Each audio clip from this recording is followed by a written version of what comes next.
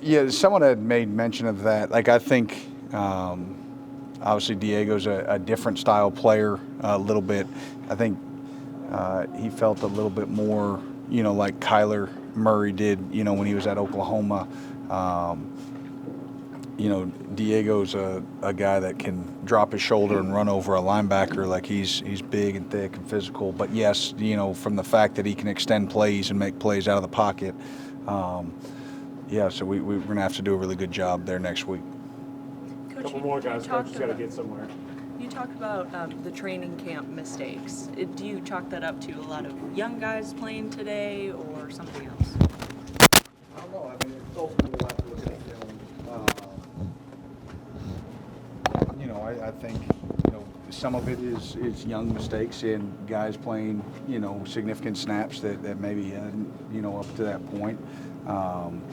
But others there were some veterans that made mistakes, and again, I know what kind of guys they are, and they are on the sideline. They own up to those, but we need to be focused and dialed in if we want to play at our best. What do you see from Coach Stoops' leadership that has allowed you all to keep, get this thing turned around and get it right where you are now? Yeah, I think what it's shown is that from the day I got here in 2018, there's that no flinch mentality. Like, we're not going to blink. We're just going to keep fighting. We're going to put our head down. We're going to work. And sometimes you get the results that you want, and sometimes you don't. But it's that competitive toughness that I keep referring to, right? That regardless of the circumstances, you continue to try to play and execute at your best. And so, we preach that, within this building, and it starts from the top with Coach Stoops, and been really pleased with, for the most part, how the guys have done that. Again, maybe a little blip on the radar this week, but we need to relock in, and I think they understand, how important these next 2 weeks are. Brad, obviously, the focus is on 1 week at a time this season, but some of these injuries have given you guys some interesting options with red shirts, guys like DJ and Sear. Does that give you any kind of excitement for what your defense could look like next year with some of these guys coming back? I've got zero thought about next year. I've got 7 days, and we're going to play a top 25 Vandy team at their place. So, Last one. Brad, I guess is the good news of these training camp mistakes. Are these something that can be corrected within a couple of days, or are they kind of like bigger issues? I mean, the hope is that we should be able to get them corrected. I mean, it's a training camp mistake. It's a mistake that shouldn't happen, So, yes, it's something that is correctable, and our guys should understand it and be able to fix it quickly and efficiently.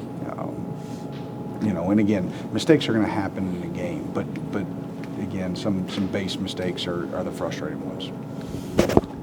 Dropped his shoulder and pulled through that. Yeah, a lot went through my mind. So, he's got that competitive nature, and, he's probably got to be smarter in those situations, but you don't want to pull too back off that. So, is this the balance you talk about often? Is this kind of what it looks like when everything falls into place? Yeah, I think so. Again, every game has a life of its own, and, it's a very talented, well-coached team that we played tonight. The balance for us was really based off of just how much they were doing defensively. And so it was just good to see us execute, play a clean game. I think those are the positives. Since that Texas game, it's felt like there's been a lot more comfortability going forward on fourth down. You had 2 more fourth down conversions today. What has that been, identity-wise for this offense, just taking those risks and making those? Yeah, I think it's been critical, and, I've just the ideas are the ideas, but the execution is the hard part, and so I think we bought into that. I think certainly critical calls in those situations, we really work hard on them, whether it's third down, fourth down, and 1 to 2 over and over and over again, try to keep things as consistent as we can, and the execution's been a huge plus. Bush, I know you have only been here 2 years, but for the last 4 or 5 years, they've been going 1 year quarterback, 1 year quarterback. I asked Coach Stoops last week, what does it feel like to know, hey, we've got our guy, this is a guy that's young, going to be developing, just watching him develop, how is that? It's been tremendous. Again, I think every week I just keep seeing growth and growth and growth, and you know, to the question of the quarterback, I mean, and the craziness of college football right now and roster turnover, I think it's a huge benefit, you know, and it's just familiarity, knowing what his strengths are, knowing what he likes. That's been obviously a huge plus here over the last couple of weeks. What about that? Hendrick is over there, by the way, guys. What about that one throw he made to Hardley? When he makes one of those, is it like, oh, this guy's got it? That's a freshman making that throw. I mean, I thought that was as good a ball as probably he threw all night. Again, you know, we know what our recipe has been from the standpoint of, I think he was, again, a high completion percentage night. And so it's just the confidence that I see with him pulling the trigger right now. Again, schematically, it's similar concepts over and over and over again. And regardless of what the defense has brought at him, I think he's been able to play fast. That throw came after he'd taken a sack. I think it was like second and 22. Earlier in the year, a big theme was until he gets behind the chain, it's hopeless. How nice is it for that not to be hopeless? Yeah, it's huge. Again, him making that throw, I thought a week ago, I think I talked about it was a 3rd and 8 situation that he converted with his legs. You know, anytime the quarterback, I mean, that's in those kind of situations, can make a play where you're behind the sticks, obviously it can change the dynamic of the offense. Which I think against Texas, he slid a little early on one of those scrambles before the first and 4th down on it.